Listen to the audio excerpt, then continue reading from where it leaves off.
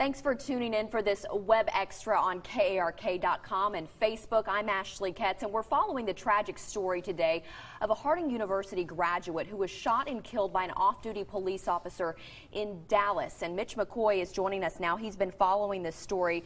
Botham Jean, he graduated just in 2016. He was from St. Lucia originally, but going to school in Searcy. It's a small community. What was the mood like on campus today? You know, the mood was definitely different.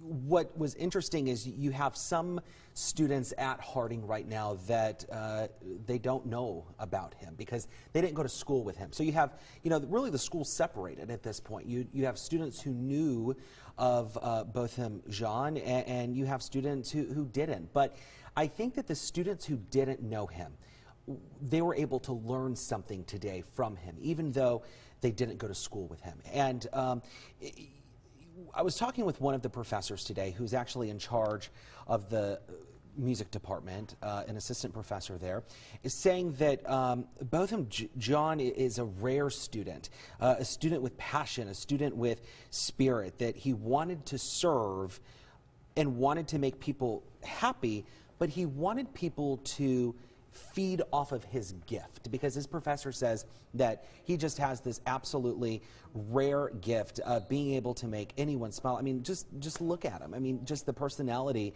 that can light up a room. And he was very talented. He oftentimes led the chapel and singing songs. He was involved on campus in a lot of activities. He was an RA, and we heard from some students today. But what else did the professor say about this student? Because he probably meets plenty of them over the years, but for some reason he stood out. Yeah, absolutely. He said that without any question that this 26-year-old man had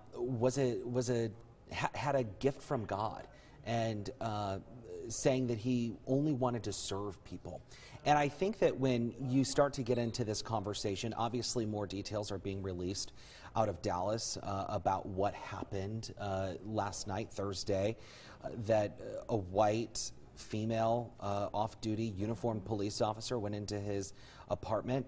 That, no question, this country has seen incidents of white police officers shooting African-American men, and something that this professor told me was that kind of stood out to me was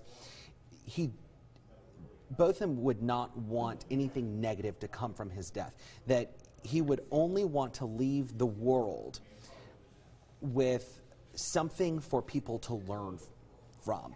He wanted, he would only want there to be positivity. He would want the world to learn something from his death. And I thought that was powerful.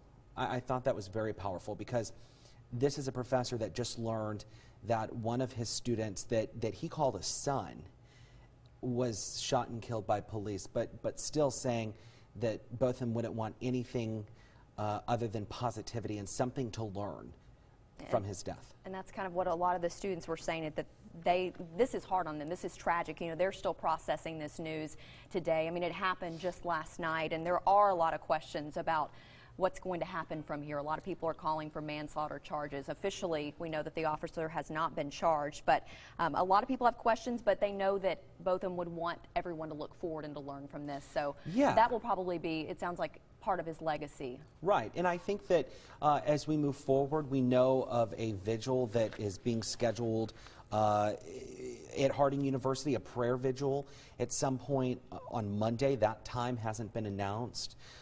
That'll be something that we're gonna want to look forward to. I know that there's several vigils happening tonight, Friday night, probably over the weekend in Dallas.